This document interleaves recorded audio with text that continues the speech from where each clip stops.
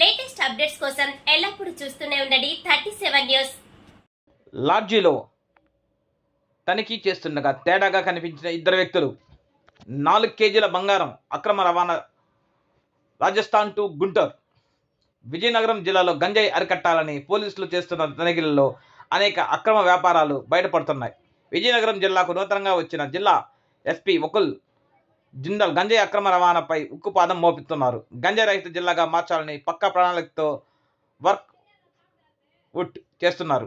Police లాడ్జీలో తనిఖీలు జరుపుతుండగా railway station సమీపంలో సూర్య లాడ్జీలో ఓ ఇద్దరు యువకులు అనుమానాస్పదిగా కనిపించారు. వెంటనే అప్రమత్తమైన పోలీసులు వారిని అదుపులోకి తీసుకుని ప్రశ్నించగా వారి వద్ద జిగేల్ అనే పలు రకాల వస్తువులతో కూడిన 4 కేజీల బంగారం బయటపడింది. బంగారం గురించి ఆరా తీయగా తాము రాజస్థాన్ నుంచి వచ్చి గుంటూరులో బంగారం వ్యాపారం చేస్తున్నామని, అలా గుంటూరు నుంచి ఉత్తరాఖండ్కు బంగారం తరలించి వివిధ షాపులకు అందజేస్తామని అన్నారు.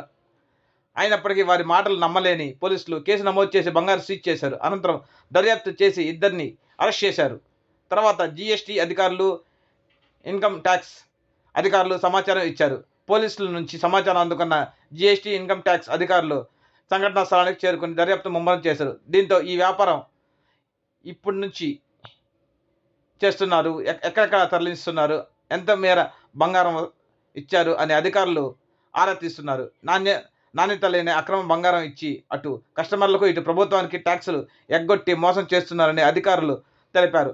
అంతేకాకుండా ఇలాంటి వ్యాపారం చేస్తున్న బంగారం దుకాణం యాజమాన్యాలపై కేసు నమోదు చేసి చట్టపరమైన చర్యలు తీసుకుంటామని అధికారులు తెలిపారు. దీంతో ఉత్తరాఖండ్లోని పలు బంగారు షాపుల యాజమాన్యాలు తమ బండారం బయటపడిందని ఉలిక్కిపడుతున్నట్లు తెలుస్తుంది. ఇద్దరు నిందితులు ఇచ్చిన సమాచారం ఆధారంగా ఇప్పుడు తమపై దాడులు జరుగుతాయేమోనని బంగారు వర్తకులు టెన్షన్ పడుతున్నారు.